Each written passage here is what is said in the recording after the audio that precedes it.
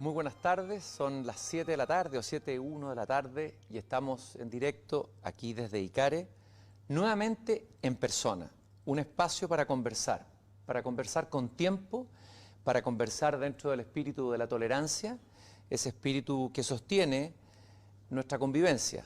Sin tolerancia, sin conversaciones, no puede existir una convivencia sana. Y por eso que este espacio cumple o pretende cumplir o aportar, aunque sea un grano, a ser más tolerante nuestra sociedad. Hoy día está conmigo y quiero agradecerle especialmente Carlos Peña, rector de la Universidad de Diego Portales, columnista del diario El Mercurio.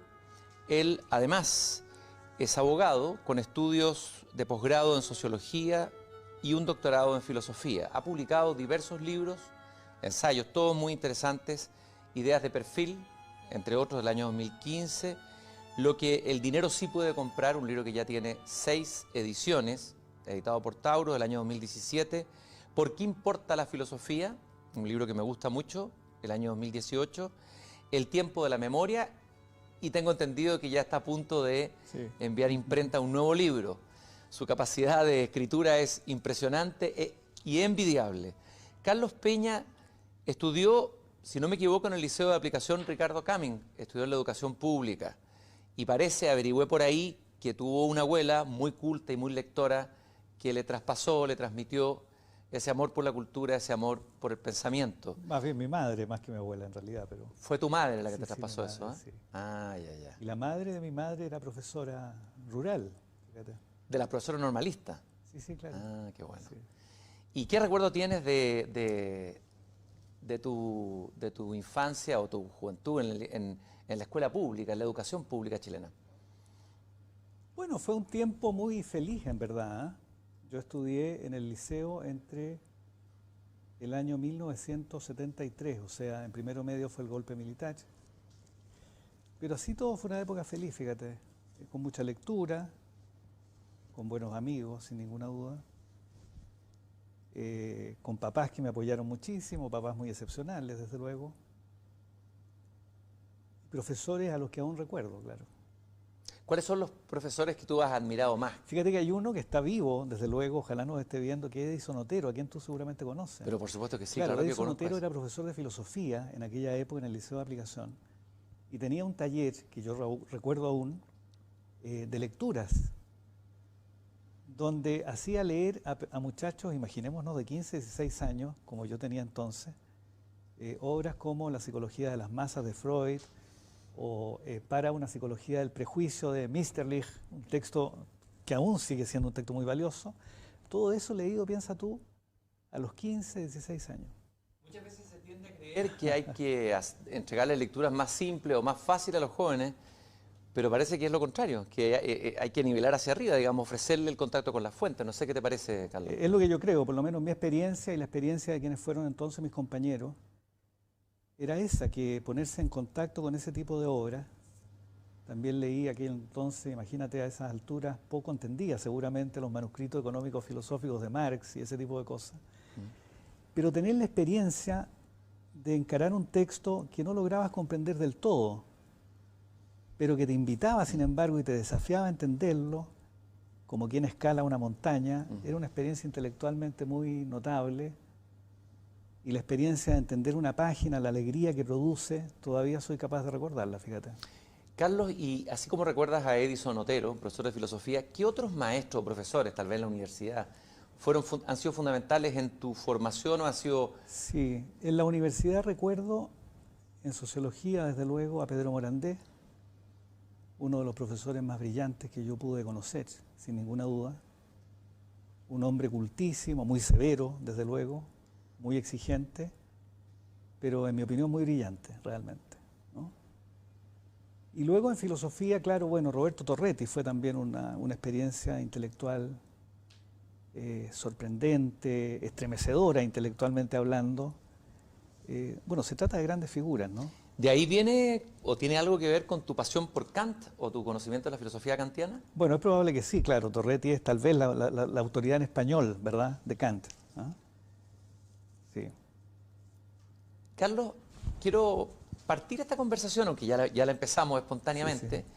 Siempre me gusta leer un pequeño texto y quiero leer esta vez un poema, un fragmento de un poema de un poeta que yo sé que tú admiras, que conociste muy bien y que has escrito sobre él.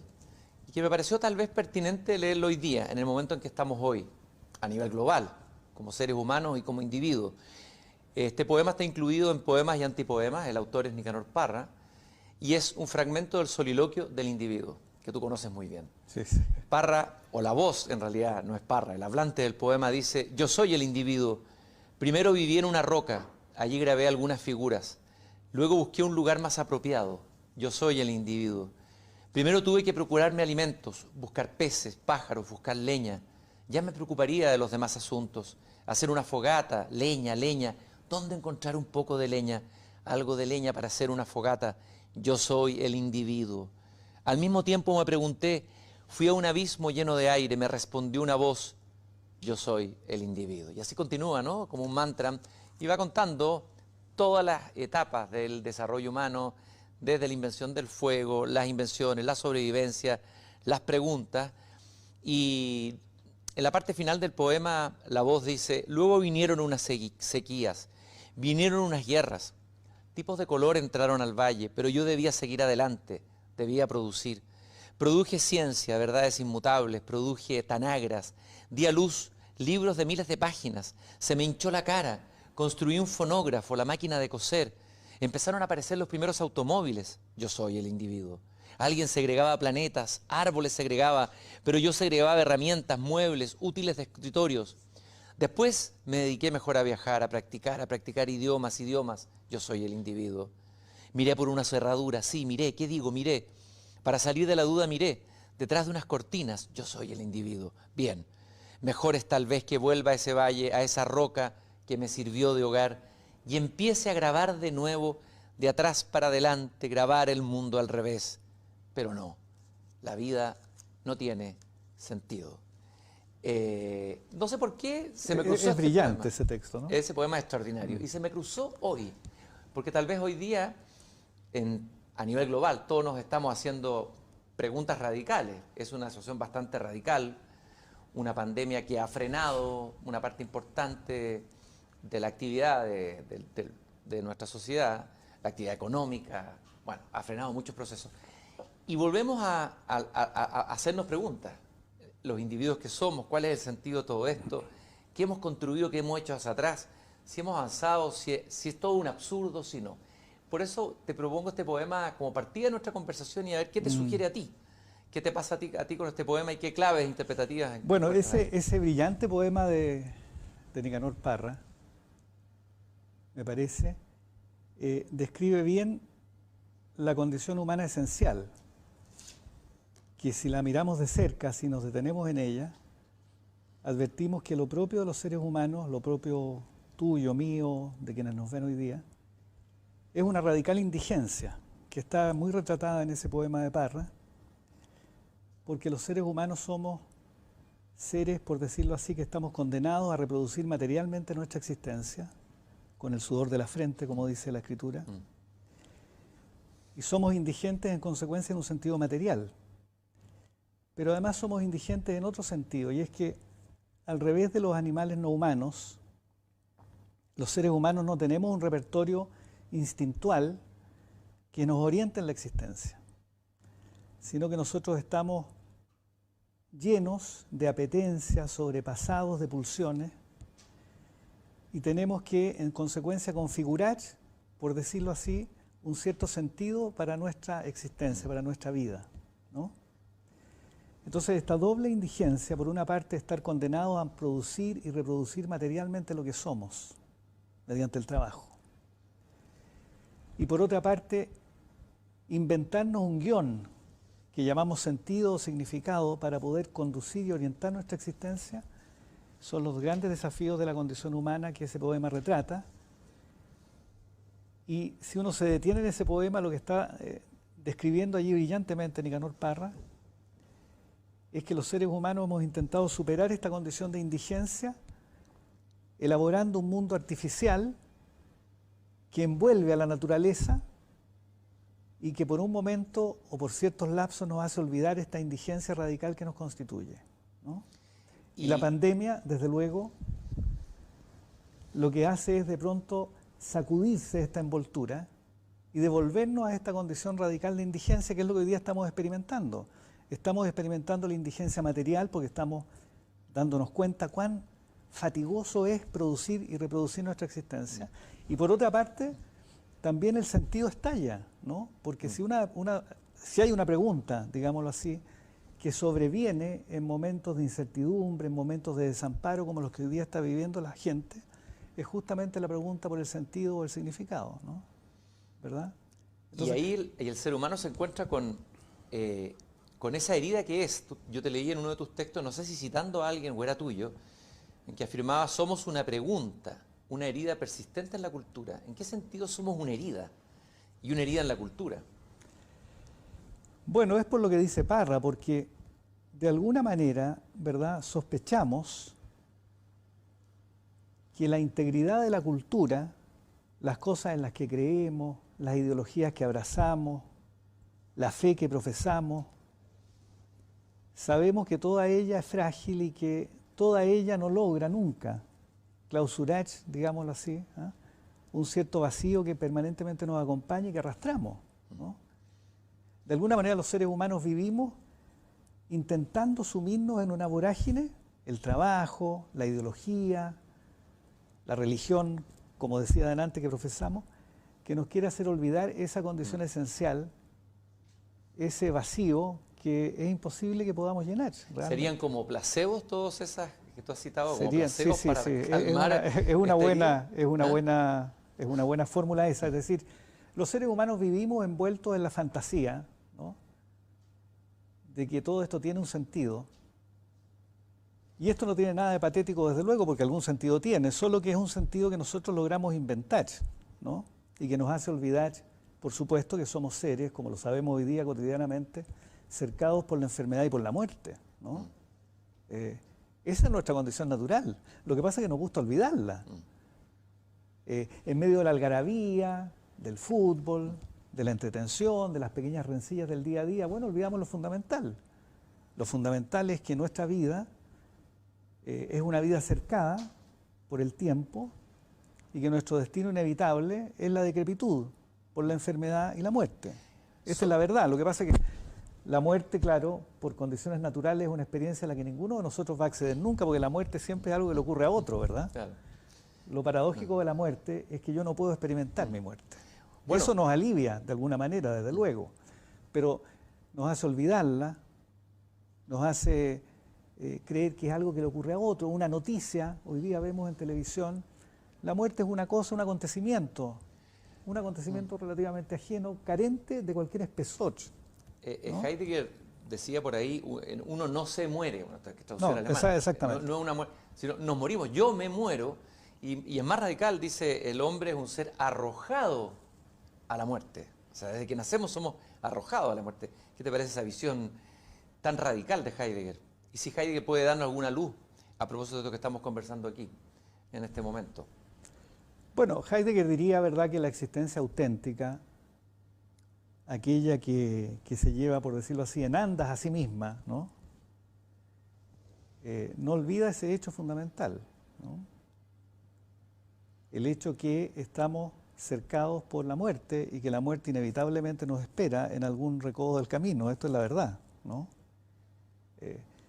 Pero no hay que entristecerse demasiado por eso, porque si pensamos lo opuesto, si pensamos que la muerte no existiera, si fuéramos adolescentes perpetuos que creyéramos que la muerte y el dolor es algo que le ocurre a otros, si pensáramos que nuestros días se van a repetir ilimitadamente, si creyéramos que el dolor que causamos, la alegría que tuvimos, la traición que cometimos o que nos cometieron, tuvieran infinitas posibilidades de remediarse en el futuro o de repetirse, bueno, no tendrían ningún valor, ¿no?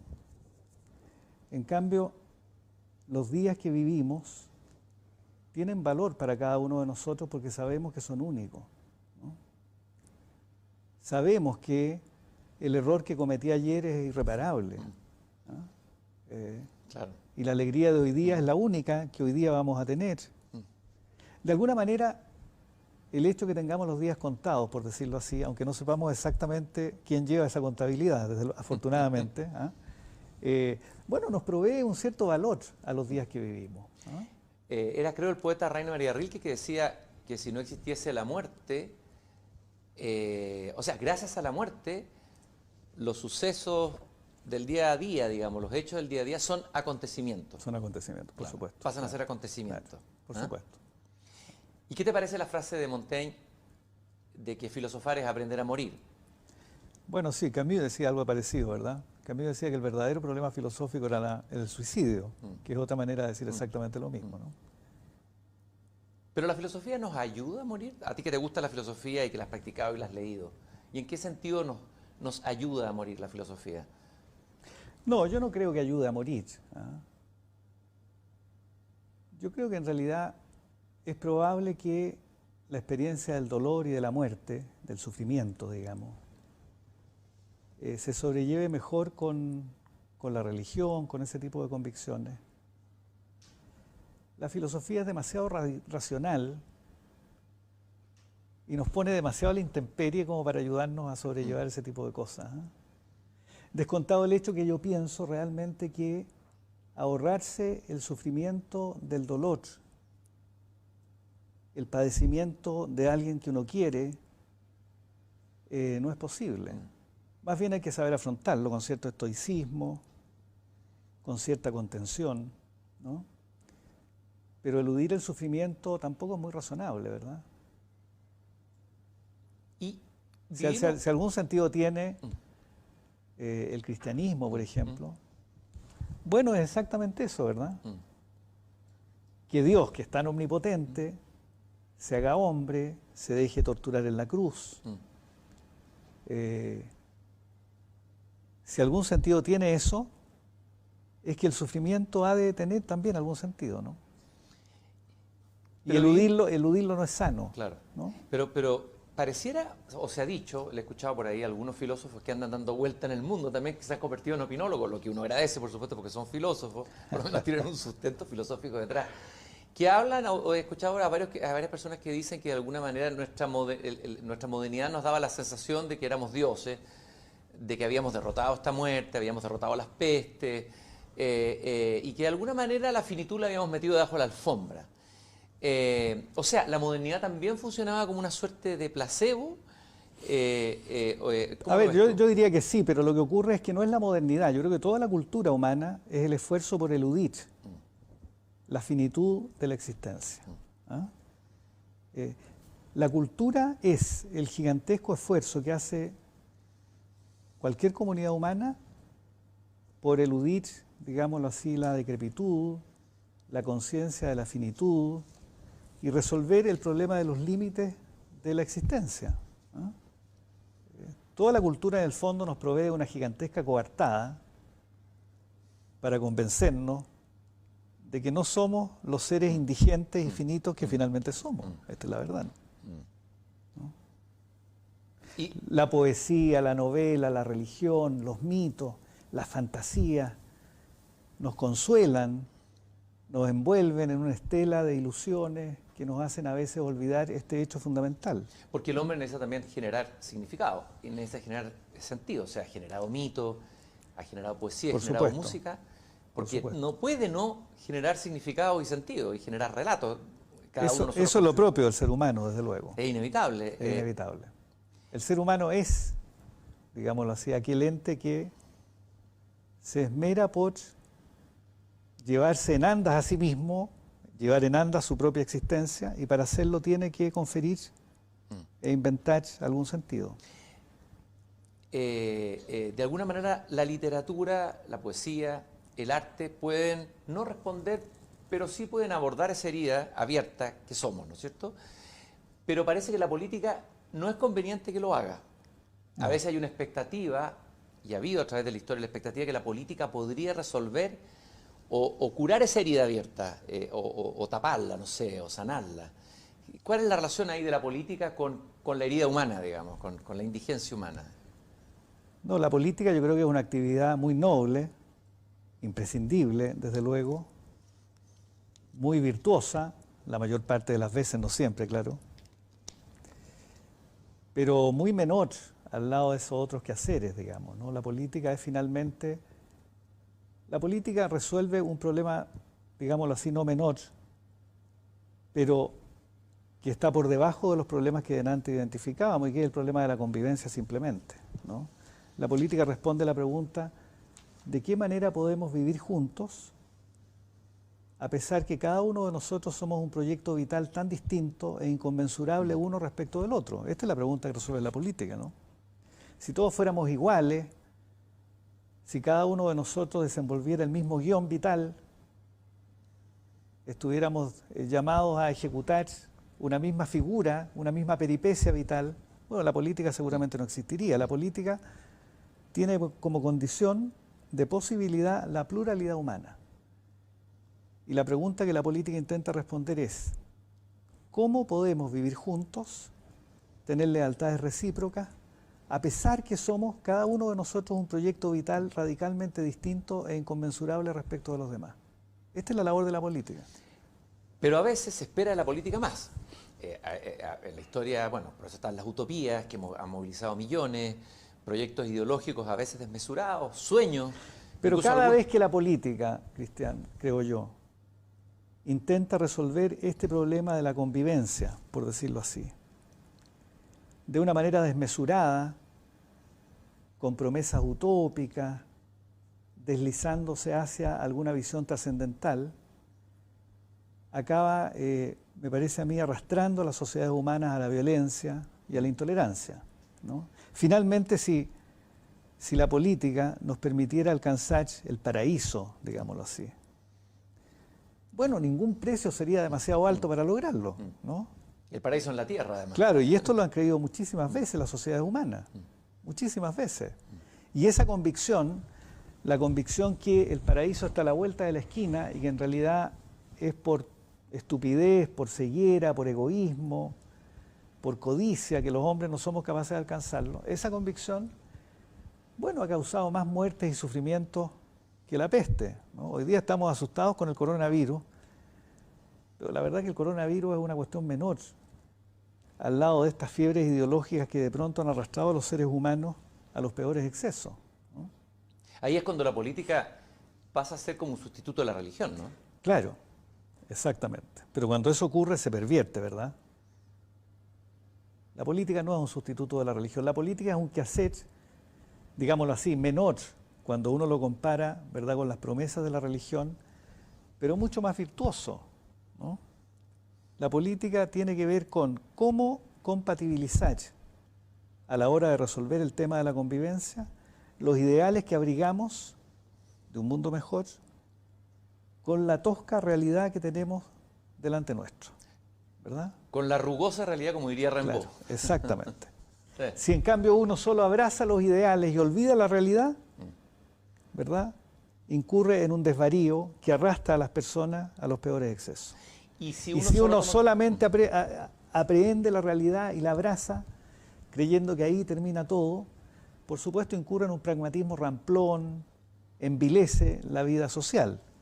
La gracia de la política es saber moverse en estos dos, por decirlo así, en estos dos vectores, en estas dos pulsiones, digámoslo así, que animan la vida social, ¿eh? El anhelo de ser mejores, pero al mismo tiempo saber que hay una realidad que tenemos que mirar cara a cara si queremos cambiarla. Olvidar la realidad no es una manera de cambiarla, eso es una tontería simplemente, pero en esa tontería hoy día incurre mucha gente, desgraciadamente. Tú has dicho que la política busca un objetivo más bien modesto, que no alcanza lo preferible, sino apenas... evita lo detestable. Evita lo detestable, ¿ya? Sí. Que a muchos les puede parecer que es como muy mínimo, que la política tiene que tener relato, tiene que tener sueños, etc. Y hoy día hay digamos, se ha instalado en el mundo, hay una crisis de la política, se ha dicho eso, hay una crisis global de la política, no solamente una crisis a nivel del país. Y tú hablas con la gente, la palabra política está desprestigiada, la palabra político está desprestigiado. Y sin embargo, muy pocos saben cuál es el sentido, cuál es la esencia de la política. Y tal vez valga la pena recordar a algunos pensadores, así sin entrar en muchas profundizaciones, pero ¿a qué pensadores valdría la pena recurrir para entender el sentido genuino de la política y cómo se ha ido entendiendo en Occidente? ¿Cuál te parecerían a ti los pensadores claves y las ideas claves de esos pensadores, para volver al origen, en el fondo, de la política, en un momento que está en crisis, por decirlo así? Mira, yo diría que la política, si uno echa mano a una amplísima literatura, tiene una rara condición porque ella está compuesta o configurada por dos dimensiones hasta cierto punto inconsistentes entre sí. Por una parte, la política alude al conflicto, al antagonismo entre las personas, ¿no? Y por eso algunos ven la raíz de la palabra política en el polemos griego, ¿verdad? Que significa más bien conflicto, lucha, etc. Y por otra parte, la política, junto con tener esta dimensión de conflicto o de controversia o de enfrentamiento, tiene que ver con la polis, o sea, con la vida que tenemos en común. Y desde este segundo punto de vista, la política es diálogo, es deliberación, es discernimiento de los asuntos que tenemos en común, ¿no? Y a mí me parece que uno puede juzgar una época según cuál de estas dimensiones que inevitablemente conlleva la política predominan, ¿no? Y la impresión que yo tengo es que las sociedades modernas, las sociedades democráticas y liberales, han hecho o han alcanzado el gran logro de hacer que predomine la segunda de esas dimensiones en vez de la primera, ¿no? Y han hecho de la política, esta es la democracia, ¿verdad?, un ejercicio más bien deliberativo, dialogal, donde todas las personas, los ciudadanos, reconociéndose recíprocamente la misma condición de igualdad, hacen esfuerzos por discernir cómo ha de ser el mundo que tienen en común, ¿no? Esta es la política democrática. Y llegan al acuerdo que a la hora de dirimir sus controversias lo van a hacer pacíficamente en base a reglas, ¿no? Por supuesto, la política así concebida, que es la política democrática, tal cual hoy día la conocemos, siempre está amenazada por esta otra dimensión agonal, esta dimensión de conflicto que la política tiene. Pero la gracia de la democracia es que sabe sobreponerse a esa otra dimensión que inevitablemente acompaña siempre a la política, ¿no? Luego, no es que cuando un político democrático acentúa el valor del diálogo, de la deliberación, del discernimiento colectivo para resolver los problemas, no es que quiera olvidar a esa otra dimensión. Es más bien porque esa otra dimensión siempre nos acompaña como si fuera una sombra, que hay que insistir en el diálogo para inhibir o apagar esa otra dimensión que puede acabar destruyéndonos, ¿no? Y de hecho, en el lenguaje de algunos políticos florece a veces el lenguaje de la guerrilla o el lenguaje de la guerra. Por Es supuesto. decir, está ahí latente siempre. Por supuesto, cuando se dice que el diálogo lo que hace es neutralizar la política y ese tipo de cosas, lo que está haciendo, lo que se está diciendo en verdad, es que tenemos que rescatar esa otra primera dimensión de la política, olvidando que las sociedades democráticas, todos los bienes de que hoy día disponemos, las libertades públicas, el respeto por la dignidad personal, por la integridad corporal, etcétera, son inventos muy, muy recientes que debemos a la democracia liberal, a esta idea sorprendente, aparentemente exagerada, aparentemente ingenua, de que el diálogo puede ayudarnos a vivir mejor, ¿no? Y sin embargo... Y que solo el diálogo puede apagar e inhibir el conflicto desembosado, a veces desbocado, ¿verdad?, que siempre acaba a los empujones o a las patadas, si lo sabemos, ¿no? Pero solemos olvidarlo. Y sin embargo, a veces en algunos sectores políticos de ambos lados, pero sobre todo lo ve en algunos sectores de la izquierda, en el último tiempo uno lo ha visto, ese temor al diálogo, es decir, pensar que el diálogo tal vez va a frenar, si hay una movilización social, si hay un movimiento en curso, va a frenar ese impulso, ese anhelo de justicia social, etcétera. Bueno, claro, lo hemos visto el último tiempo, ¿verdad? El último tiempo, yo diría después del 18 de octubre, para mencionar un evento que quienes nos están mirando recuerdan perfectamente. Claro, hay muchas personas y mucha parte de las fuerzas políticas, uno tiene la sospecha, que en vez de alcanzar acuerdos, ponerse a deliberar, a dialogar acerca de cómo configurar mejor el mundo que tenemos en común, prefieren aguantar la respiración y esperar que la moneda caiga del lado que ellos apostaron, digamos, ¿no?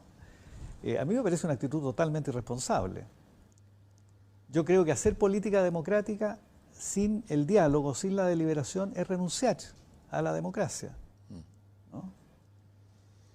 La democracia es básicamente una virtud de conversación y de disputa pacífica por el poder. Eso es la democracia, ¿no?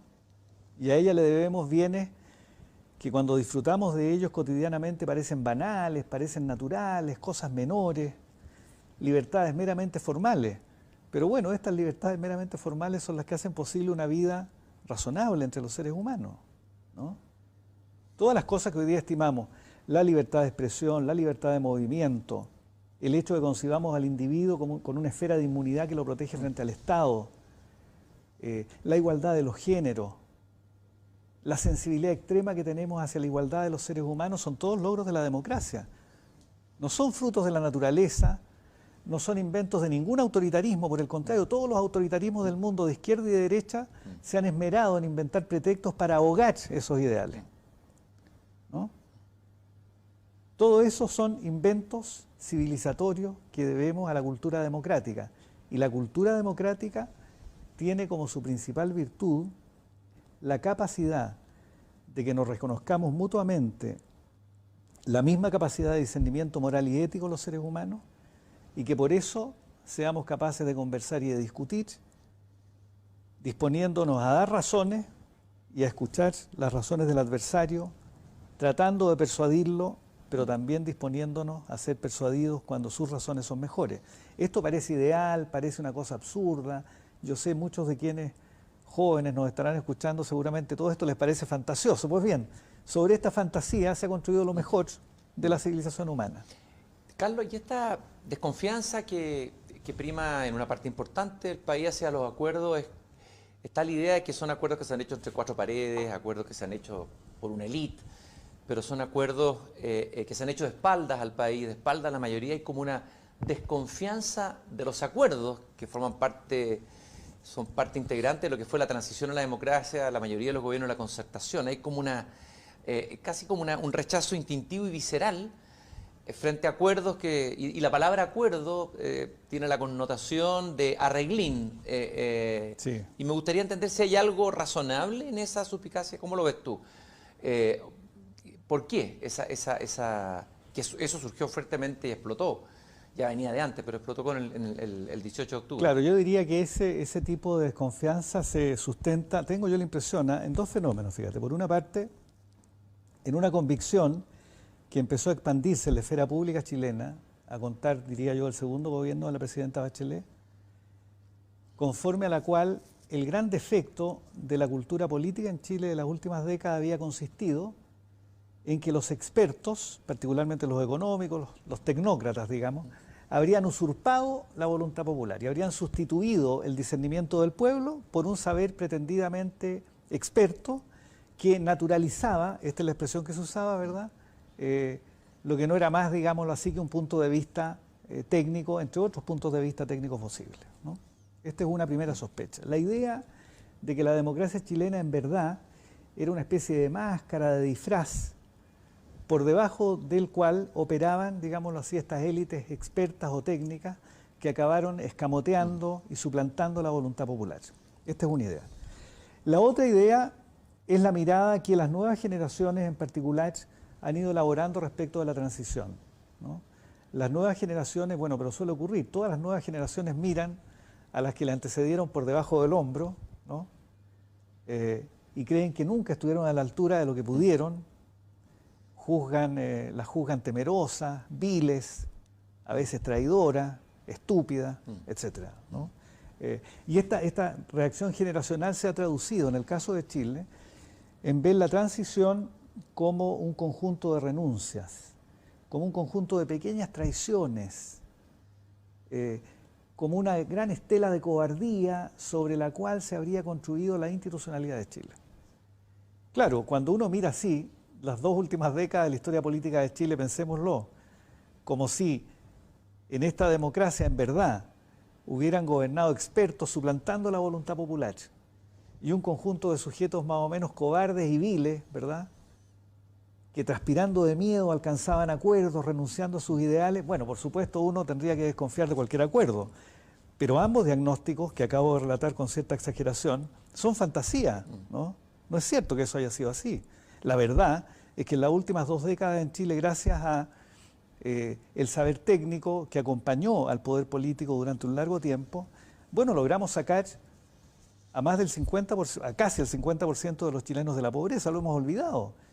Cuando terminó la dictadura, la mitad de los chilenos vivía en la pobreza. Hoy día esa cifra se empina apenas cerca del 9%. Imagínense ustedes, quienes están mirándonos en sus casas hoy día, lo que habría ocurrido en una pandemia como esta en la condición de pobreza que Chile tenía a fines de la dictadura, con el 50% de los chilenos en la pobreza. ¿Qué habría sido eso? ¿No? Tampoco es cierto que la transición haya sido un conjunto de traiciones. La transición fue lo que fue, ¿no?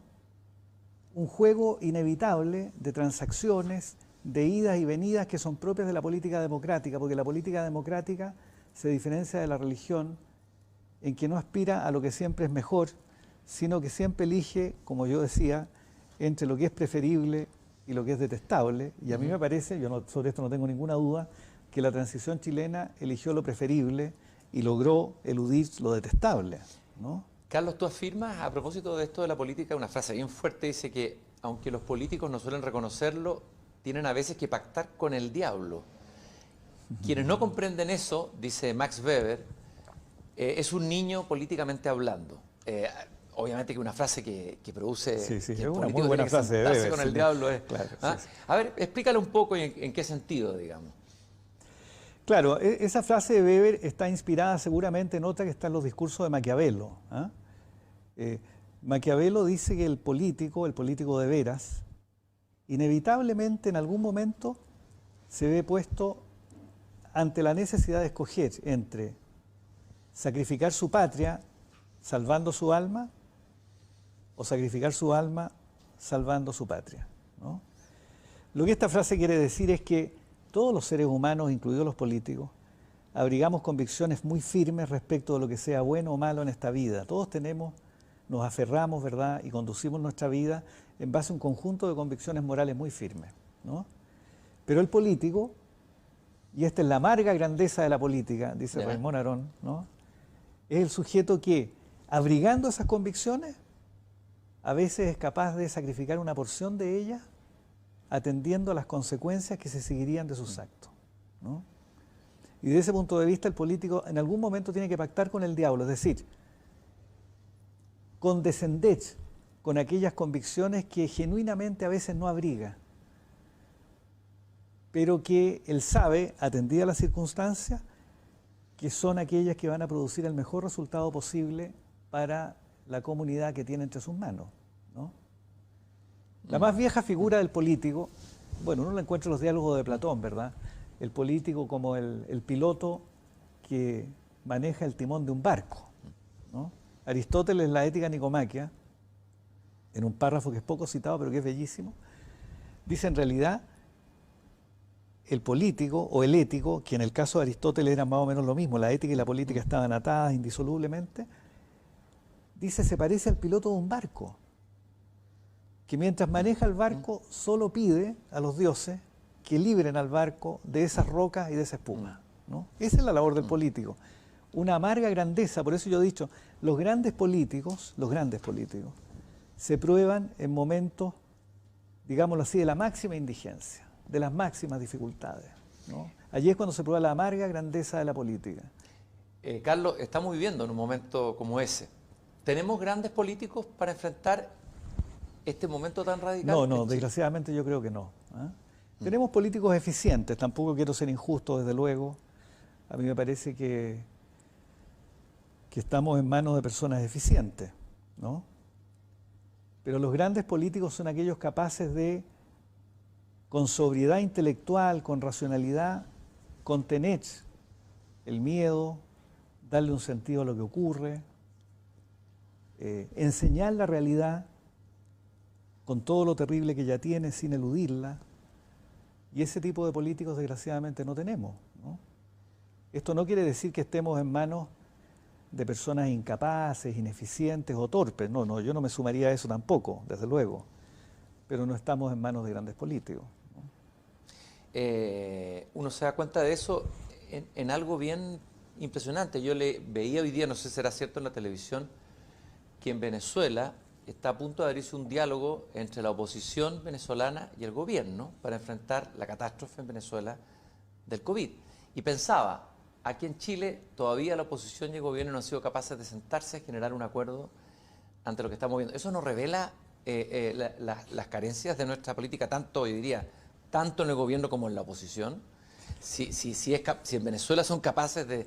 Claro, lo que pasa es que yo creo que en el caso de Chile, fíjate, estamos inevitablemente todavía presos de una cierta estela que viene del 18 de octubre, ¿no? El 18 de octubre cundió en todas las fuerzas políticas, de derecha y de izquierda, de derecha acompañada del miedo y en la izquierda acompañada del entusiasmo, cundió la idea que de alguna manera estábamos al borde de un cambio radical y que al margen del procedimiento democrático el mero curso de los acontecimientos estaba conduciendo a un cambio o en las estructuras o a un cambio incluso en la jefatura del Estado, ¿no? Esto cundió efectivamente en la opinión pública chilena y a mí me parece que buena parte de la renuencia que algunas fuerzas políticas hoy día muestran por alcanzar un acuerdo que cualquier racionalidad indicaría que hay que alcanzar, deriva del hecho que algunas fuerzas políticas siguen apostando o siguen creyendo que la moneda todavía está en el aire y que aún podría caer del lado que ellos apostaron, ¿no? Y cruzan los dedos para que eso ocurra. Eso creo yo es un gran obstáculo para alcanzar un acuerdo, ¿no? Por otra parte, hay otro grupo político que seguramente está también en la izquierda que piensa que un acuerdo en este momento va a desmovilizar a la ciudadanía, ¿no? La va a desalentar, de manera que los momentos epopélicos, digamos, que se creyó, se vivirían luego del 18 de octubre, se van a alejar para siempre, ¿no? Es probable que todos esos temores incidan en la falta de voluntad para alcanzar un acuerdo, pero hay que alcanzar un acuerdo, es inevitable alcanzarlo. Un acuerdo desde luego acotado, no un acuerdo de largo plazo, no se trata de dibujar la fisonomía política de Chile para las próximas décadas. Se trata de resolver una cuestión tan acuciante como la que sigue. Cuando acabe la pandemia, o cuando aminore, porque va a aminorar, sobre eso no cabe ninguna duda, bueno, nos vamos a encontrar con el espectáculo de la pobreza. Miles y miles de familias que en su memoria familiar albergan un pasado proletario, van a vivir el drama y el miedo de volver a ese pasado. Y eso requiere que nos pongamos de acuerdo para evitar ese drama. Ya llegará la hora en que sigamos discutiendo cuál es la fisonomía futura, ¿verdad?, que Chile habrá de revestir, qué cambios estructurales habrá que hacer. Por lo pronto, hay que salir de este lado, del lado más brutal, más evidente de la indigencia, que es el hambre, que muchas personas van a padecer, y sobre todo, diría yo, Cristian, la dramática experiencia vital de millones y millones de chilenos y chilenas que apenas anteayer eran proletarios y que hoy día son grupos medios con acceso al consumo y que de pronto ven con pavor que ese bienestar que han alcanzado para ellos y sus hijos se puede evaporar. Si no somos capaces de salvar eso, a mí me parece realmente que cometeríamos un severo error, ¿no? Esto que está ocurriendo, llevamos ¿cuánto? 3, 4 meses de pandemia y ya el sistema económico parece que se va a hundir. Y muchos dicen que el capitalismo moderno reveló sus fragilidades. No lo dicen solamente personas radicalizadas, sino que pensadores inteligentes, con formación. Hay una entrevista incluso hoy día a una socióloga en el Mercurio de la Universidad de Columbia, digamos, Sí. que habla de este capitalismo que reveló su fragilidad completa, digamos, y que ya no es la solución para los problemas que vienen ahora en el futuro. ¿Cuál es tu visión de eso? No, yo creo que no. Yo pienso la verdad que todas estas visiones que se han oído todo este tiempo, que van desde visiones semi-religiosas, según las cuales lo que estamos padeciendo nos está enseñando que debemos volver o retornar a un camino que en algún punto habíamos abandonado. El camino del egoísmo, del consumismo, de la falta de solidaridad, etc. Yo creo que esa es una ensoñación, realmente. Hay otros que piensan que en realidad lo que está ocurriendo es que el capitalismo se ha desplomado. No lo creo, ¿no? No es que yo anhele que no se desplome. No creo que se vaya a desplomar, que es distinto, ¿verdad? Una cosa son los anhelos que uno pueda tener, otra cosa lo que uno prevé va a ocurrir. Yo creo que el capitalismo va a seguir tan vigoroso como siempre. Por supuesto, seguramente lo que está ocurriendo va a conducir a reformas de índole socialdemócrata, que por lo demás ya se estaban produciendo, pero yo no creo que el principal efecto sociopolítico de lo que está ocurriendo sea el fin del capitalismo, realmente no lo creo, ¿no? Yo sé que es un anhelo que muchas personas abrigan. Muchas personas imaginan la historia con un horizonte escatológico donde el capitalismo cae, aunque tienen la prudencia de guardar en secreto qué es lo que lo sustituiría, digamos, ¿no? Pero yo creo que eso no va a ocurrir. Fíjate que un Va pensador a seguir habiendo mercado, Sí. vamos a seguir con una cultura bastante individualista, el consumo va a seguir siendo muy importante para las grandes mayorías, etcétera. Estamos presos del simplismo y estamos presos de un cierto ánimo apocalíptico que por lo demás no vino solo con la pandemia, ¿ah? Recordemos que poco antes de la pandemia lo que estaba amenazando al mundo, ¿verdad?, era una catástrofe de la naturaleza, ¿no? El medio ambiente, etcétera. Estamos menesterosos, parece, de apocalipsis, que otra forma de decir que estamos menesterosos y necesitados de una convicción religiosa. Es probable que eso es lo que esté ocurriendo, ¿no? Pero eso tal vez no es fruto de que la modernidad deja un vacío, digamos. Se desintegran las comunidades, Sí. se acelera el individualismo, nuestra sociedad se ha hecho más individualista, desaparece la iglesia, se desploma. En el caso de Chile, la ausencia de la voz de la iglesia es impresionante. No sé si te ha impresionado a ti tanto en los dos procesos, tanto la crisis de octubre como lo que está pasando hoy día en la pandemia. La Ha iglesia enmudecido totalmente. La iglesia está eso, ¿no? enmudecida.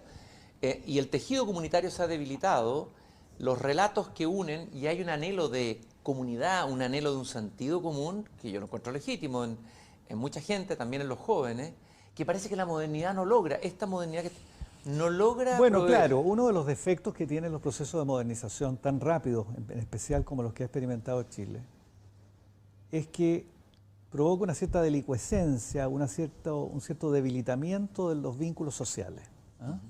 Y todos los grupos primarios de pertenencia en los cuales uno encuentra el cobijo de una comunidad que lo excede y que lo consuela en los momentos dramáticos de la existencia, el barrio, la iglesia, el sindicato, los partidos políticos, etcétera, han desaparecido efectivamente o están muy débiles. Y los seres humanos hoy día, claro, son más individuos, más autónomos, es verdad, también somos más libres, es verdad que también somos más prósperos, más educados, pero también somos más solos, efectivamente, ¿ah? El abrigo de la comunidad ha desaparecido o al menos se ha debilitado y es probable que eso provoque particularmente en los más jóvenes un anhelo de una comunidad perdida, ¿no? La sensación de vivir a la intemperie, de que este es un mundo demasiado hosco, demasiado árido, en el cual cada uno ha de rascarse con sus uñas, sin atender a la necesidad de quien tiene al lado. Todas esas sensaciones es probable, por supuesto, lo vivan particularmente en las nuevas generaciones, ¿no? Pero quizás sea el precio de la autonomía y de la libertad también, ¿no? ¿Tú prefieres ese individuo con autonomía y libertad que una comunidad No fuerte? se puede vivir, no se puede ser autónomo, individuo, libre y carecer de riesgo. No se puede, no se puede tener todo el no se puede estar exento del sufrimiento, ¿verdad? Y al mismo tiempo tomar decisiones y tomar riesgos. No se puede. Ahora, eso es algo que lo tenemos muy fuertemente los occidentales y particularmente también, esto está en los genes de la democracia liberal, ¿no es cierto? Pero si uno mira los países asiáticos y lo ha visto en relación a Sí. la pandemia, ahí predomina lo colectivo sobre lo individual. Totalmente. E incluso esas sociedades han demostrado ser aparentemente digo, más eficaces por lo mismo en el momento de controlar y contener la pandemia. Está bien, pero no cometamos el error, ¿verdad, Cristian? De estar dispuestos a pagar cualquier precio por evitar el miedo a la pandemia. ¿Ah? ¿Ya? Porque no nos vaya a ocurrir que de pronto pensemos que un Estado fuerte, que vigile todos los intersticios de la vida social, que sirviéndose de nuestros celulares nos siga y nos monitoree, no nos vaya a ocurrir que consentamos ese tipo de cosas a fin de evitar el miedo de la pandemia, ¿no? Porque ya digo, es verdad, es probable que un Estado autoritario, como el Estado chino, por ejemplo, o el coreano, logren controlar mejor la pandemia. Pero ¿estaríamos dispuestos a pagar ese precio para evitarla? ¿Estaríamos dispuestos a pagar el precio de perder la libertad, la intimidad, a conceder todo el poder al Estado, a sacrificar buena parte, ya digo, de bienes intangibles que han pasado a ser parte casi de nuestra naturaleza, como son los derechos personales, a pagar ese precio por evitar el miedo a una pandemia? No estamos Yo no estaría dispuesto a pagar ese precio, desde luego. Carlos, ¿no estamos acercándonos un poco a eso? Es decir, si esto se prolonga por mucho tiempo, que para el comienzo pensábamos que esto iba a ser corto, está la esperanza de la vacuna, pero algunos hablan de rebrote, o sea, que podríamos vivir 1 año, 2 años en una suerte de confinamiento, desconfinamiento, todavía no se sabe mucho. Sí. ¿No pone eso en riesgo porque la sociedad empieza a habituarse a este control? Incluso hay sociedades que empiezan a clamar por ese control, Sí. van a empezar a pedirlo a gritos. Bueno, lo estamos viendo, ¿verdad? O sea, hay reacciones tribales, hablemos así. ¿Ah? Desde luego en Chile uno puede ver pequeñas comunidades en el sur, etcétera, que empiezan a cerrarse a la entrada de extraños para protegerse a sí mismas. Los estados nacionales se han cerrado a la migración para evitar que la pandemia cunda, etcétera. O sea, estamos efectivamente asistiendo a ese fenómeno, ¿no? Y es natural que ocurra. Los seres humanos no toleramos la incertidumbre y somos alérgicos al miedo. ¿Ah? Y nos aferramos al poder en la convicción de que el poder podría espantar la fuente del miedo. Bueno, ¿no? esa concepción de encontrar la fuente del miedo está en varios pensadores liberales, o sea, Sí. eso está en Locke, eso Sí, está... sí. Bueno, en Hobbes, que es en Hobbes. protoliberal. En cambio, desde luego. Hegel tenía otra idea, ¿no es Sí, cierto? sí, sí, Ahí claro, interesante claro. tal vez brevemente que te refieras a eso, porque no se habla habitualmente de filosofía en los programas de televisión, Carlos, así que es una oportunidad de repente de poner alguna, Sí, sí. alguna notita filosófica. Bueno, en la imaginación política de Occidente, desde el siglo XVII en adelante, claro, hubo autores, bueno, Hobbes entre ellos desde luego, que vio como la gran pulsión de la política, es decir, el combustible íntimo que la alimentaba y que permitía explicar el surgimiento del Estado, el miedo al otro, o sea, el miedo a la muerte violenta y el miedo al hambre, ¿no? Y en esa imaginación de estos escritores, el Estado moderno, que es un invento relativamente reciente, ¿verdad? La palabra Estado aparece en el lenguaje político, pensémoslo con Maquiavelo. Antes no se habla de Estado. El Estado moderno, digo, es una gigantesca concentración de fuerza. Es el monopolio de los medios de producción de fuerza y de violencia. Entonces la explicación es por qué los seres humanos consienten que una agencia que llamamos Estado monopolice la fuerza. Y la respuesta que dan todos estos autores es, bueno, porque es la única manera de evitar, por decirlo así, la guerra de todos contra todos, es decir, el miedo al otro, y es la manera de evitar también el miedo al hambre, ¿no? Y entonces estas son las pulsiones básicas de la política que explican la aparición del Estado moderno, ¿no? El caso de Hegel es distinto porque Hegel ve más bien una pulsión distinta a la base de la política, ¿ah? Hegel más bien piensa que la pulsión que mueve a la política es el anhelo de reconocimiento. Es decir, que el valor que yo me atribuyo a mí mismo sea reconocido por el otro. Que aquello que es verdad para mi conciencia sea verdad también para la tuya, en una especie de reconocimiento mutuo que sería el Estado moderno y el Estado liberal, desde luego, ¿no? Se trata de dos formas de ver la política muy distintas, ¿no? Es probable que ambas tengan algo de razón. Hoy día vemos, ¿verdad?, en el multiculturalismo un anhelo profundo de reconocimiento. En la proliferación de identidades parciales o locales estamos viendo una pulsión de esa índole también, ¿no? Es probable que la política sea el fruto de todo eso, ¿no? Pero una cosa es clara, creo yo, ¿no? La única vida política digna de ser vivida es una vida democrática. Es decir, una vida donde nos reconozcamos recíprocamente nuestra condición de iguales, nos dispongamos a competir pacíficamente por el poder, reconozcamos que cada ser humano debe ser inmune a la injerencia no consentida de otro ser humano y que sobre esa base construyamos un mundo en común, sin dejarse llevar por el miedo y sin ceder a la tentación de pagar cualquier precio porque el miedo se espante. Yo creo que ese es un error muy grave realmente. Hay una frase de un filósofo que tú conoces muy bien, que ha escrito sobre él, un gran maestro, que es Jorge Millas, que dice algo así, si no recuerdo mal, que la existencia humana es puro riesgo y que la democracia es la mejor forma política de organización, que se adecúa a eso porque es puro riesgo también. ¿Qué te parece esa afirmación de yo creo Millas? que eso es exactamente así, ¿no? Jorge Millas dice en uno de sus ensayos que la democracia descansa en un magnífico factor de incertidumbre que llamamos libertad. ¿No? Qué linda esa frase, ¿eh? ¿Verdad? Sí, buena, buena, buena. Pero solemos olvidarla. Algo pasa, estamos, por decirlo, poseídos por el anhelo de evitar la incertidumbre.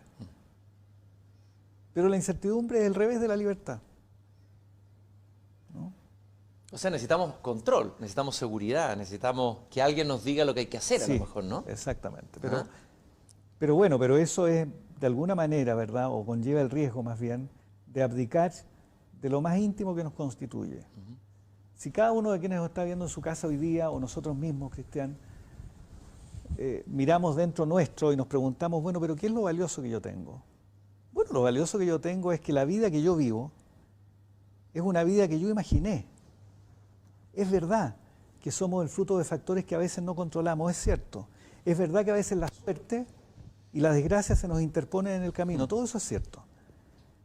Pero en lo fundamental, la vida que yo he tenido cuando miro hacia atrás y la vida que imagino cuando miro los días que tengo por delante, yo creo genuinamente, y lo crees tú y lo creen quienes nos miran, es una vida que yo decidí. ¿No? ¿Quién estaría dispuesto a abdicar de eso?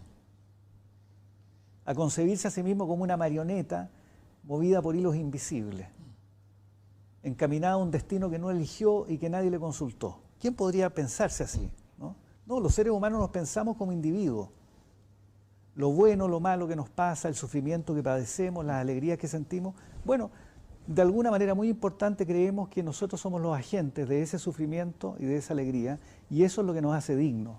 Eso es lo que hace la vida digna de ser vivida, ¿no? Carlos. Si alguien de pronto nos dijera, mira, de aquí en adelante el miedo se espantó. No hay más miedo ni más incertidumbre. Y nos diera una cartografía de cómo vivir nuestra vida de aquí hasta que la muerte nos alcance. Un horror, un guión. Sería un horror. Claro. Pero ¿quién estaría dispuesto a vivir así? Bueno, no faltará el estúpido que estaría dispuesto, supongo, digamos. Pero sería una vida indigna, una vida vil. Entonces no hay que dejarse poseer e invadir por el miedo. Lo que estamos viviendo hoy día es una experiencia que a escala individual se llama sufrimiento. ¿Quién no ha sufrido en la vida? ¿Quién no ha sufrido una pérdida que todavía le lacera el alma? Todos hemos vivido esa experiencia. Y de pronto ahora una enfermedad nos tiene de rodillas, dispuestos a pagar cualquier precio para evitarla. A mí me parece todo esto una locura, simplemente. Carlos, y esta locura que está pasando y que estamos viviendo, algunos han dicho que estamos como adentro de una película de ciencia ficción que ni el mejor autor de ciencia ficción se podría haber imaginado, ni el mejor guionista de Hollywood, que nos acercamos cada vez más a los guiones de ciertas películas de Hollywood que hablan de virus y guerras bacteriológicas, etcétera. Fíjate que de las voces, ya sabemos que Zizek, de los filósofos, filósofo que tú muy bien conoces, que es un tipo interesantísimo, muy que interesante, acaba de sacar un libro sobre la pandemia. Fíjate que voy a citarte un poco lo que él plantea. Él plantea de que hay que crear un comunismo del desastre como un antídoto al capitalismo del desastre. Y ahí es donde él dice que aparece una idea del comunismo, no como un sueño en concreto, sino como el nombre de lo que ya está sucediendo. O sea, el gasto de billones de dólares en países como Estados Unidos, que están operando de facto como un Estado socialista o socialdemócrata o un Estado de bienestar. Bueno, él habla, parte diciendo que lo único claro es que el virus destruirá los cimientos de nuestra vida, provocando no solo una enorme cantidad de sufrimiento, sino también una recesión económica brutal, y no habrá ningún regreso a la normalidad anterior, y entonces hay que buscar lo que él llama el comunismo del desastre, como antídoto del capitalismo del desastre, puesto que van a venir más desastres que tienen que ver con el cambio climático, etcétera, etcétera, etcétera. ¿Qué piensas de ese diagnóstico de Zizek? No, a mí me parece una exageración. A mí Zizek me parece un autor notable, lleno de imágenes y de ideas sorprendentes, y un filósofo además muy competente, ¿no? Muy entretenido, Zizek. Muy entretenido, sin ninguna duda. Fascinante, provocador, como pensador. Sí. En realidad, lo que yo veo en Zizek, y por lo menos en el texto que tú citas, que efectivamente lo leí, es que en realidad cuando él habla de un comunismo renovado, digamos, esa es la expresión que utiliza al pasar, en realidad él no está pensando en abandonar los ideales liberales, ¿no? En realidad Zizek lo que piensa más bien es que la pandemia lo que ha puesto de manifiesto es que las libertades de que disponemos y los ideales en que una democracia liberal cree se sustentan en, por decirlo así, condiciones sociales que la pandemia nos muestra por la vía de que nos hace carecer de ella, ¿me entiendes? Entonces él dice, en verdad, si queremos tener las libertades de que disponemos, tenemos que tener mayores niveles de solidaridad material, tenemos que contar con instituciones que distribuyan mejor el riesgo, etcétera. Todo lo cual parece bastante sensato. Parece razonable. Muy razonable, sin ninguna duda. Por supuesto, ¿no? Por supuesto. Pero no es que se dice que en realidad esté abdicando de las libertades, ¿no?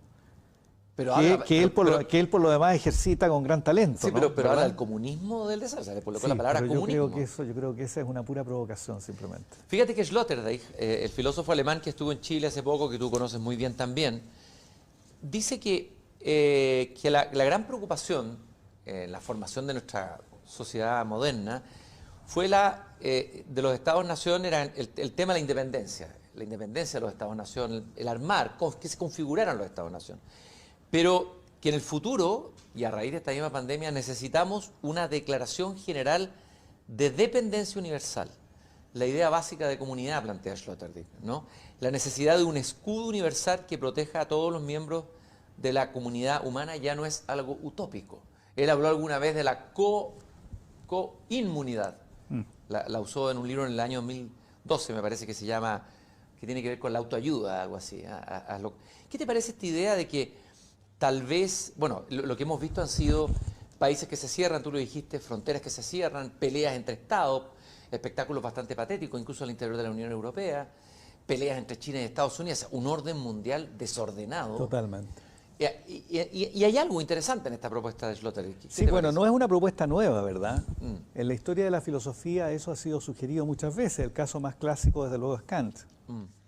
En La Paz Perpetua, Kant logra sugerir, ¿no? La idea de que el ideal republicano alcance prácticamente a toda la comunidad mundial y que los estados puedan relacionarse entre sí mediante un ideal republicano, ¿no? Es decir, mediante el diálogo, la deliberación, el discernimiento en base a reglas comunes compartidas, etc. Es el viejo ideal ilustrado, ¿no? Y lo que ha mostrado efectivamente la pandemia, bueno, es exactamente eso, ¿no? La globalización, que tantas loas y tanto entusiasmo solió desatar, ¿no? Bueno, mostró lo que era una globalización fundamentalmente económica, una expansión transnacional de los mercados, algo que Marx en el tomo tercero del Capital había dicho ya a fines del siglo XIX, y paradójicamente, o más bien al revés de lo que solíamos creer, la globalización, en vez de homogeneizar, uniformar las culturas, lo que hizo fue estimular las culturas locales, las identidades locales o particulares, y la pandemia lo que ha hecho, por supuesto, es fortalecer más bien la idea de Estado Nacional, extender este espíritu tribal, digamos, hasta alcanzar, ¿verdad?, la totalidad del Estado. ¿Podrá cumplirse el sueño ilustrado de tener una comunidad universal donde las naciones, los estados, las comunidades humanas puedan, mediante el diálogo y en base a reglas compartidas, distribuir mejor el riesgo y atender al sufrimiento que de vez en cuando nos va a asaltar? Bueno, es un bello ideal sin ninguna duda, aunque yo temo que es un ideal por ahora inalcanzable, ¿no? No basta que algo sea bello y bueno para que sea posible, como sabemos, hemos aprendido esa lección ya muchas veces. Claro, eso le pasa a las almas bellas, diría Hegel, ¿no? Sí, claro. Que tienen un sueño bello, pero que no siempre la realidad, a veces se chocan contra los límites de esa realidad. Exactamente. Carlos, estamos hablando aquí en Santiago, para llegar acá nosotros tuvimos que sortear una cantidad de obstáculos, entrar enmascarados, una ciudad paralizada, una región metropolitana totalmente detenida, hay partes del resto de Chile que también están entrando en fases parecidas, o han salido o han entrado, y bueno, hay distintos diagnósticos.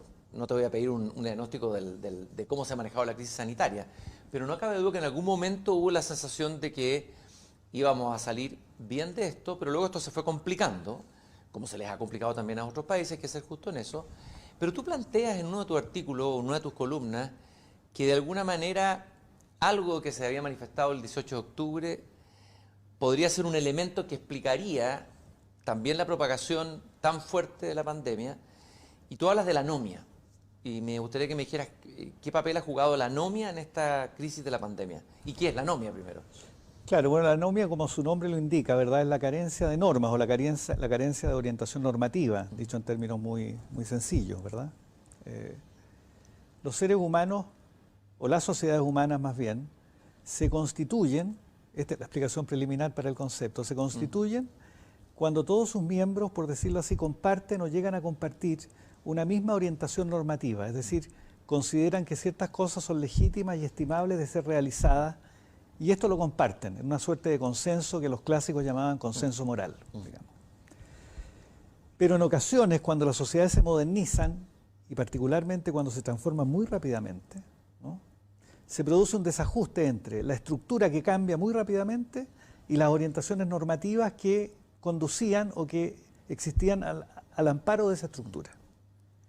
Cuando esto ocurre se produce una anomia, es decir, las nuevas exigencias de interacción ya no cuentan con orientaciones normativas que permitan ordenar, digámoslo así, la vida social, ¿no? A eso lo podemos llamar anomia o falta de clasificación, dicen algunos de sus textos Durkheim, quien fue quien acuñó, desde luego, el concepto. La anomia lo que produce es que los sujetos quedan carentes o huérfanos de orientación normativa. Y como nadie puede vivir en medio de la desorientación normativa radical, el sujeto tiende a aferrarse entonces a su propia subjetividad como única fuente de orientación.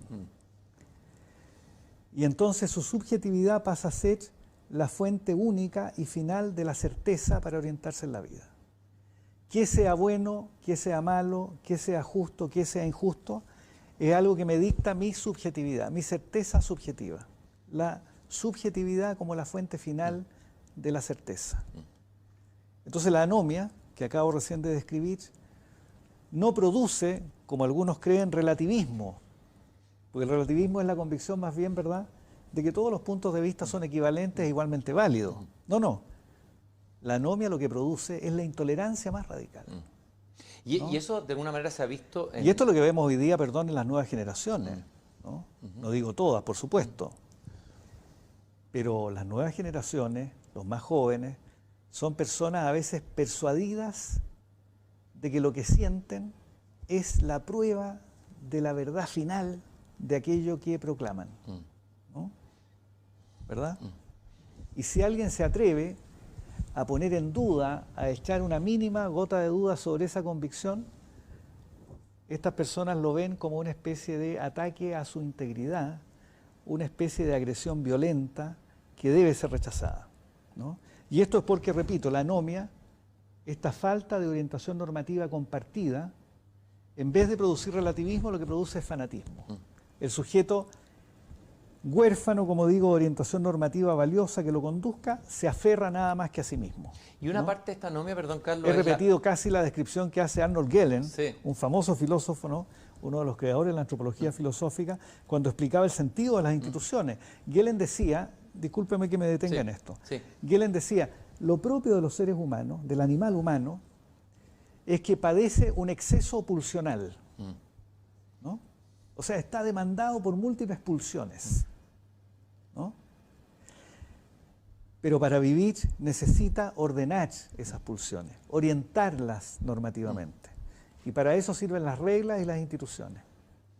Cuando las reglas y las instituciones desaparecen, decía Gehlen, el sujeto se queda nada más que consigo mismo y el resultado es, desde luego, el fanatismo como una de sus versiones. O la novela El Señor de las Moscas de William Golding. Exactamente. Los niños abandonados a sí mismos y sabemos lo que pasó con ellos en esa isla. Exactamente. Carlos, ¿y esta anomia, lo que yo entendí esto, lo que leí en el artículo? Subrayo esto de Gehlen porque alguna vez cuando recién ocurrió lo del 18 de octubre, yo hablé del problema pulsional de la sociedad chilena y desde luego la mayor parte de la gente, particularmente quienes escriben en Twitter, que no han leído a Gehlen, ¿no?, consideraron esto una ofensa. Era una cita de un autor muy prestigioso, ¿verdad?, que explica qué se produce cuando las instituciones caen. ¿Tú no tienes Twitter, Carlos? No. ¿No estás en las redes sociales? No estoy en las redes sociales. ¿Qué piensas de las redes sociales?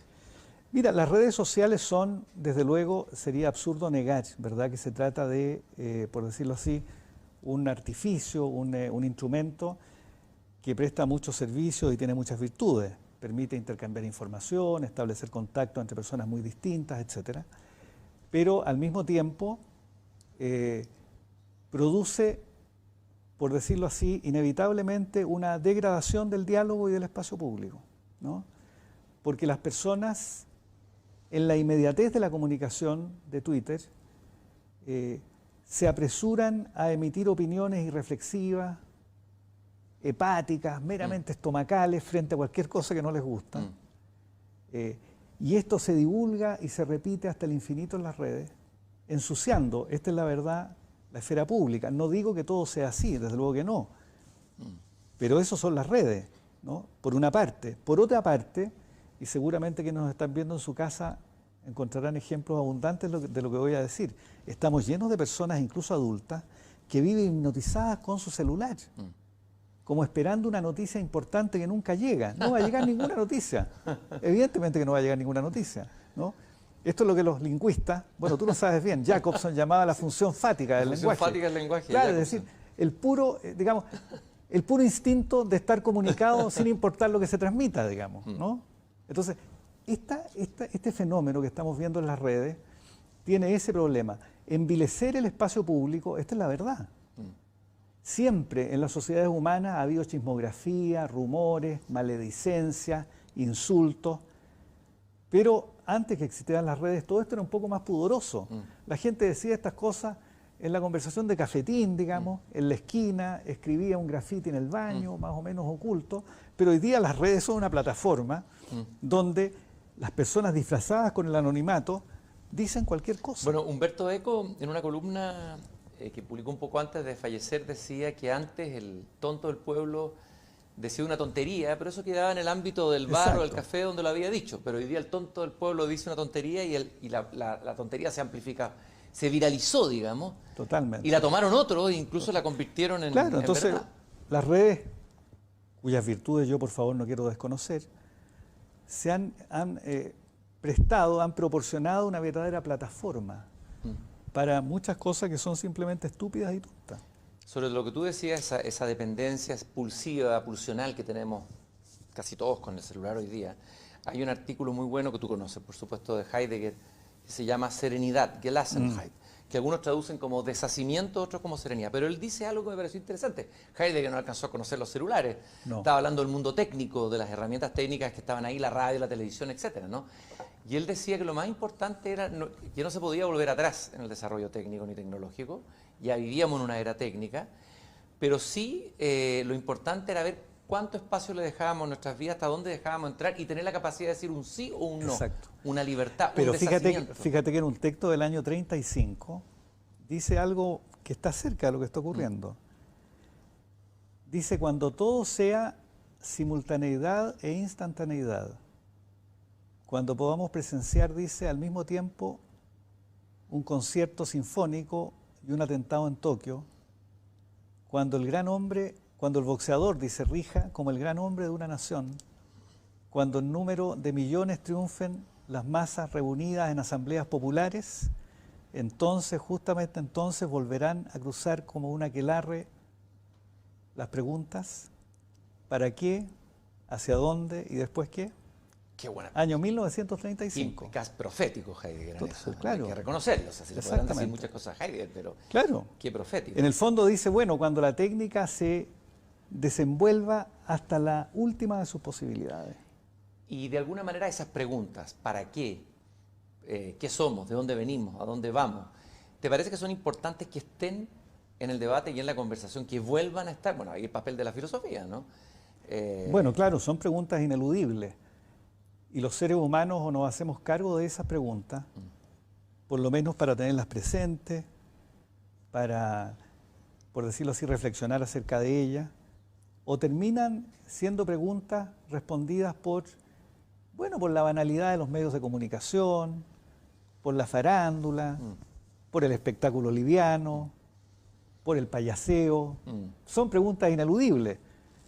La única elección que tenemos es o las reflexionamos en serio, o las dejamos entregadas simplemente, ¿verdad?, a la banalidad que a veces, desgraciadamente, inunda los medios. De hecho, tú, en tus últimas columnas en relación a la pandemia, pero también antes, Has hablado de la infantilización del espacio público chileno. Sí. Me gustaría que has atacado fuertemente los matinales, los alcaldes de los matinales, etcétera, los opinólogos, en todos estos que dan vueltas, los has atacado con bastante fuerza. Cuando tú hablas de la infantilización de del debate público, ¿es algo que viene de ahora, que es propio de las últimas décadas? ¿Es algo que tiene raíces culturales en Chile? ¿Es algo global? Mario Vargas Llosa habla de la sociedad del espectáculo. ¿A qué te estás refiriendo, Carlos? Me refiero a lo siguiente. Yo pienso que la cultura democrática en algún nivel requiere de diálogo, en el sentido en que Humberto Giannini, a quien tú conoces bien, empleaba esa expresión, ¿verdad? Y el diálogo es, digamos así, el esfuerzo que personas adultas hacen mediante su racionalidad para revalidar los compromisos que los hacen ser parte de una misma comunidad.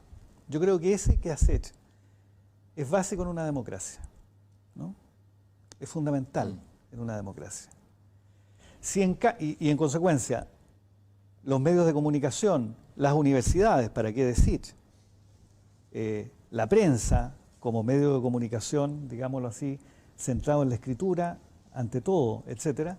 Los medios de comunicación, digo, yo creo que tienen un deber democrático en el sentido de favorecer ese diálogo, en el sentido en que Giannini, repito, emplea esa expresión. Si en cambio los medios de comunicación se confunden y se ofuscan y creen que su labor es entretener, payasear, banalizar la pobreza, hacer historietas del sufrimiento de la gente más humilde, que es lo que ocurre hoy día en los medios de comunicación, a mí me parece que están dañando la democracia. Y se podrán molestar cuando uno dice esto, pero habrá que decirlo una y mil veces, porque no es sensato. No es sensato que los medios de comunicación masivos abandonen el deber fundamental que les corresponde, que consiste en, perdónenme que lo reitere, hacer el escrutinio del poder y no entrar en complicidad con el poder. Esa es una primera cuestión. Este primer deber los medios tienden a abandonarlo. Hoy día estamos llenos de programas de televisión donde las autoridades y los alcaldes pasan a ser colegas, ¿verdad? Poco menos que de los funcionarios del canal respectivo. Ese es un deber que los medios no pueden abandonar. Favorecer un diálogo en el sentido que delante yo mencionaba, no la conversación, que también por supuesto es muy importante en los medios de comunicación para aligerar la vida, encender el fuego, digámoslo así, del diálogo cotidiano al interior de las familias, todo eso es muy valioso. Pero el diálogo, en el sentido más fuerte de la expresión, es fundamental en una democracia. Fundamental, ¿no? Mantener una cierta sobriedad emocional, una cierta contención emocional. No hacer del miedo un espectáculo cotidiano, ¿no? Del sufrimiento como si fuera, por decirlo así, un acontecimiento digno de ser transmitido por televisión. Cuesta tanto tener una cierta sobriedad emocional, una cierta contención intelectual frente a los problemas. Yo creo que eso es lo que nos hace falta. Pero si todo va a ser payasear o banalizar el sufrimiento, los problemas que tenemos, eludir el debate público de importancia, etcétera, estamos perdidos. Algo de esto ya lo vimos el 18 de octubre, Cristian. Sí, yo te quería preguntar cómo... El 18 de octubre fue el inicio en parte de esto, digamos. ¿Cómo analizas o cómo juzgas la actividad de los periodistas? Ya saquemos los matinales, en general del periodismo chileno en el 18 de octubre. ¿Cuál es tu diagnóstico de análisis? Yo creo que el periodismo chileno, pero sería injusto hablar del periodismo, ¿verdad? Porque yo creo que todos o casi todos incurrieron en eso. Yo vi a rectores, académicos, intelectuales, periodistas, etcétera, presos de un simplismo, en mi opinión, inexplicable. El simplismo consistió en explicar todo lo que había ocurrido el 18 de octubre como consecuencia de la desigualdad. Yo no digo que Chile no sea un país desigual, por supuesto que lo es, pero no es verdad que sea el país más desigual de América Latina, no es verdad que sea uno de los países más desiguales del mundo, no es verdad que la herida de la desigualdad se hubiera incrementado en los últimos 30 años, nada de eso era cierto. Y sin embargo, intelectuales, académicos, periodistas lo repetían como una verdad suficientemente asentada, eludiendo el problema fundamental. Y el problema fundamental era cómo es posible que una sociedad que en 30 años había reducido la pobreza del 50% de la población al 9%, que había transformado el 60% de su población en grupos medios con acceso al consumo, ¿cómo explicar que una sociedad que había hecho todos esos logros tuviera, sin embargo, una vivencia de la desigualdad tan intensa como la de Chile? Este era el problema, pero ese problema en Chile se eludió por el simplismo del que todos fueron cómplices. Esa es la verdad. Carlos, ahora, en ese malestar digamos, no estaba recogiendo de alguna manera varios episodios que se fueron sumando en el curso de los años, que incluso yo lo comentaba en un programa anterior acá, que hasta Adam Smith, el padre del capitalismo, se habría revolcado en su tumba, digamos, como colusiones, muchas cosas ocurrieron en el ámbito empresarial, digámoslo así, también en la colusión de la cosa empresarial con lo político, pero que en el fondo eran casi dispararse en el pie del propio sistema capitalista, digamos, porque hicieron perder legitimidad al modelo, al sistema. No, por supuesto, lo que yo digo, nada no pretende, en modo alguno, muy lejos de mí, desde luego, excusar los abusos, las injusticias, las tropelías, las sinvergüenzuras que muchos cometieron y particularmente muchos empresarios también cometieron, ¿no? Por supuesto que sí, pero el análisis de lo que ocurrió el 18 de octubre requiere mayor fineza, creo yo, intelectual y mayor complejidad, porque de otra manera el problema va a quedar irresuelto. Reducir todo, simplemente a la desigualdad es un error intelectual de grandes proporciones que me parece a mí hay que subrayar una y otra vez. La tesis tal vez, o una de las tesis, uno de los planteamientos de tu libro, Pensar el malestar, que tengo aquí en mis manos, es que esto es, uno de los elementos de este malestar es un malestar cultural. Y me gustaría que brevemente me lo explicaras. ¿Por qué estaba molesta la sociedad chilena? ¿Por qué padecía este malestar cultural? Bueno, yo creo que, desde luego, la desigualdad, que es un fenómeno que todas las sociedades padecen, los sociólogos la llaman estratificación, ¿verdad? No hay sociedades no estratificadas, digamos. La desigualdad, digo, siempre cuenta con algún relato que la legitima. Y en el caso de la sociedad chilena, como producto de la modernización capitalista, el relato que legitimaba la desigualdad era, por decirlo así, la expansión creciente del consumo, por una parte, y la meritocracia por otra parte. O sea, la idea de que el consumo permanentemente se expande y quienes acceden a él son cada vez mayor número de personas, por una parte, y por otra parte la meritocracia, es decir, la idea de que los recursos y las oportunidades en la vida social se distribuyen al compás del esfuerzo y el talento de las personas. Este era el relato que legitimaba la desigualdad de la modernización capitalista chilena, y a mí me parece que ese relato fracasó. Primero porque la expansión del consumo se hizo muchísimo más lenta y porque nunca hemos logrado erigir instituciones genuinamente meritocráticas que sirvan de estructura de plausibilidad a esa desigualdad. La principal de todas es la educación, ¿no? Permítame recordarle que después de ríos de tinta, de libros, de grandes debates públicos respecto de la reforma educacional, acabamos siempre con el 7% de los niños de Chile asistiendo a colegios privados, particular pagados, en tanto el 93% sigue estando en colegios públicos, ¿verdad?, de peor calidad. Todo esto después de un gigantesco esfuerzo. ¿Y por qué pasa eso? Se supone que hay fuerzas políticas que están también... Por la incapacidad, creo yo, de pensar razonablemente los problemas. Buena parte de estas cuestiones tienen que ver, claro está, con defectos intelectuales. Hemos estado presos en la esfera pública chilena de un simplismo, lo he dicho muchas veces y lo repito ahora, de un simplismo increíble, ¿no? Los problemas que experimentaba Chile hacia el segundo gobierno de la presidenta Bachelet se redujeron todos al problema del lucro, recordémoslo. El lucro era la causa de todo. ¿Y no era el problema el lucro? Era la falacia ahí. Era uno de los problemas, sin ninguna duda, ¿verdad? Pero el lucro era, por otra parte, ¿no? Por decirlo así, el dispositivo fundamental de una modernización capitalista. Pretender, ¿no?, abolirlo del todo era evidentemente un error, ¿no? No era el problema ese. Eran la falta de regulación, la falta de reglas en el sistema educacional y universitario, ¿para qué decir? Las fuertes inequidades en el diseño educacional que hacían que la escuela fuera reproductora del origen social de los niños en vez de proveer genuinas oportunidades de ascenso o de movilidad. Esas eran las causas. Pero el simplismo intelectual nos jugó una muy mala pasada. Bueno, Wittgenstein decía en las investigaciones filosóficas, el peor error intelectual es la dieta unilateral, es decir, reducir todos los problemas, la complejidad de la vida social a una única causa. Y ese error lo cometimos.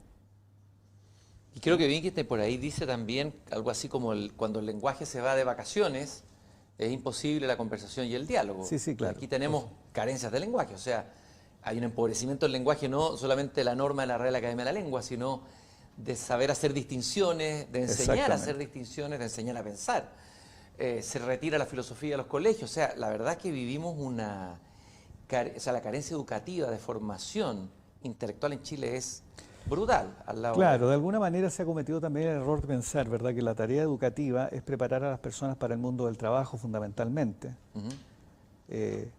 proveyendo destrezas técnicas. No, la educación es bastante más que eso, desde luego, ¿no? Y lo que tú mencionas del lenguaje, por supuesto que es fundamental.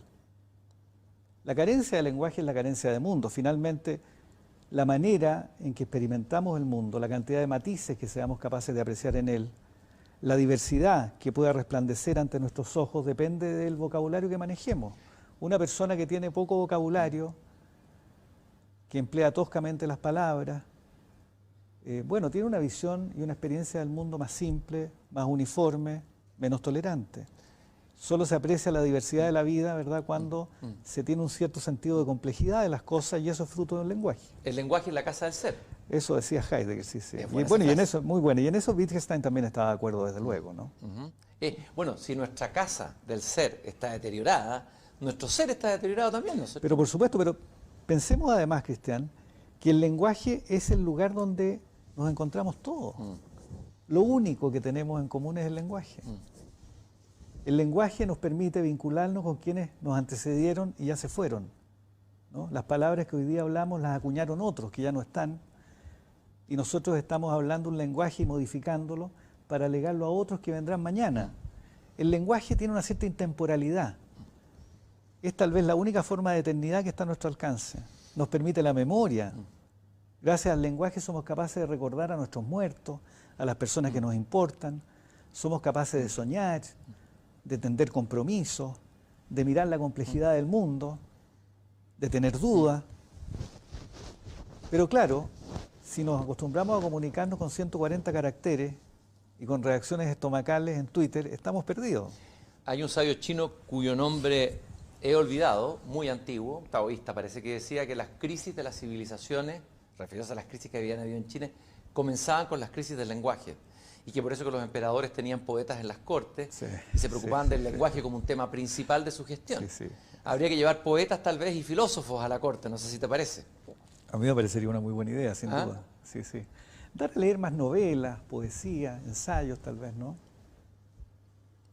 Porque finalmente todo lo valioso que tiene nuestra cultura, no digo que vaya a ser la única, ni digo tampoco que no vaya a cambiar alguna vez, pero lo que hoy día conocemos como cultura, las instituciones de la cultura tienen o se erigen sobre un dispositivo que no hay que olvidar que es el libro, ¿no? Toda la cultura descansa y reposa sobre el libro y sobre la virtud de la lectoescritura, saber leer y saber escribir bien. Esas son las grandes virtudes, digámoslo así, de la cultura como hasta hoy día la conocemos, ¿no? Y gracias al dispositivo que es el libro. Que esto que tengo aquí en mi mano, ¿no? Exactamente. No, o sea, libro. En derredor del libro, del dispositivo, se organizan un conjunto de prácticas culturales y de virtudes intelectuales.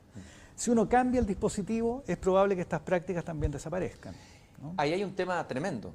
Hoy día toda la educación termina siendo online.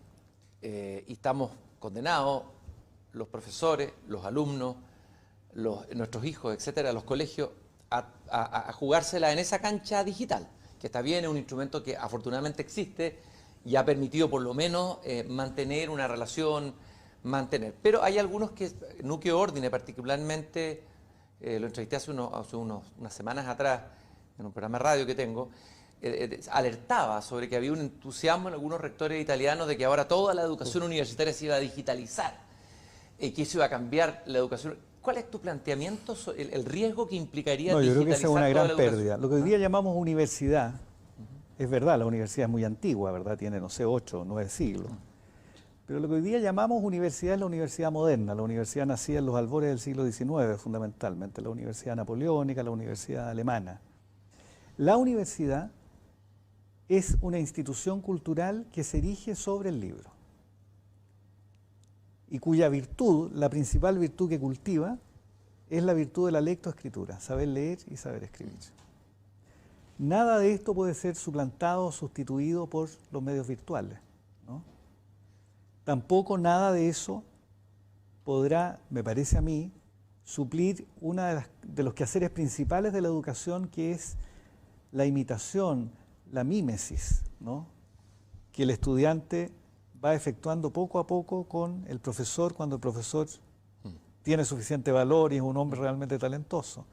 Ese tipo de cuestiones que la educación hace posible y que permiten que la cultura de una generación vaya transmitiéndose a otra generación en esta especie de cadena sin fin del tiempo y de la cultura, ¿no?, puede romperse si nos dejamos seducir por el espejismo de la educación a distancia, creyendo que es inocente, es decir, creyendo que el medio telemático es neutro, que cumple el mismo papel de soporte del libro. No, el libro no es un soporte.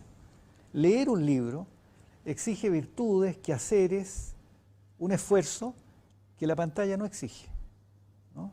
La pantalla permite saltar de un lugar a otro en un menú permanente de opciones, sin sosiego y sin pausa. El libro exige reflexión, dificultad y pausa. E incluso silencio. ¿No? Y silencio. Que es fundamental. Claro.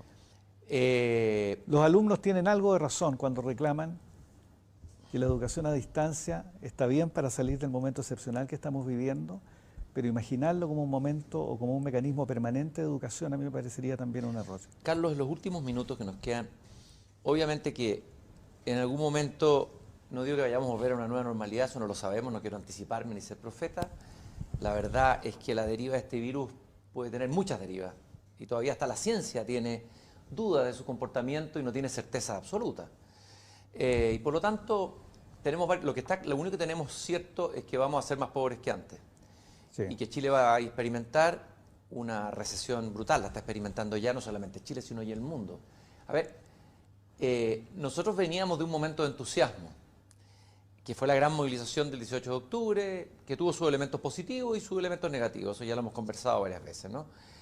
Una ciudadanía empoderada, está bien, que quiere manifestarse pacíficamente, excelente. Otra dimensión negativa, la destrucción, el nihilismo callejero, etcétera, etcétera, etcétera. Tú hablas de pasar de una política del entusiasmo a una política del escepticismo, digámoslo incluso una política de la escasez.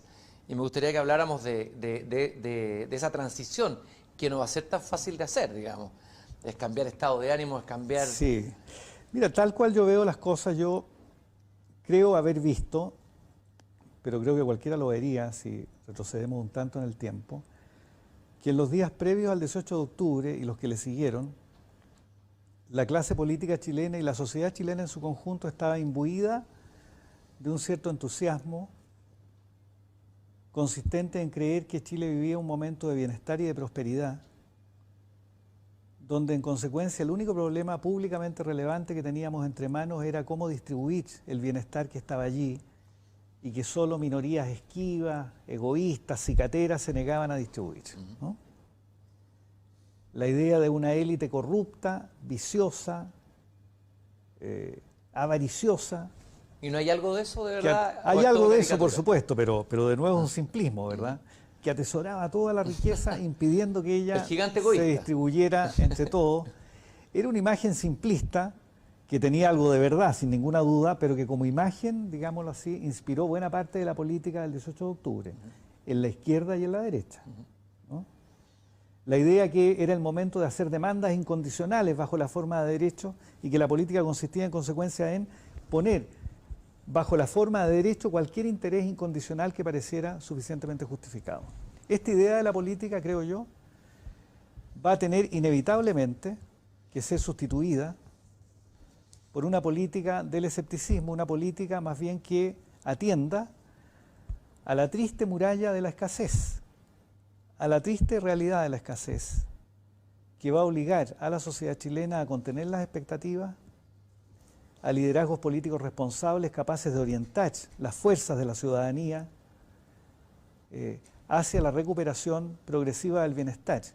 No para que las élites, para despejar esto desde ya, sigan atesorando riqueza, no, para salvar el destino vital, la peripecia vital de ese gigantesco número de chilenos y chilenas que había logrado en los últimos 30 años escapar del fantasma de la miseria para alcanzar niveles de consumo que son tan importantes para la dignidad humana, ¿no?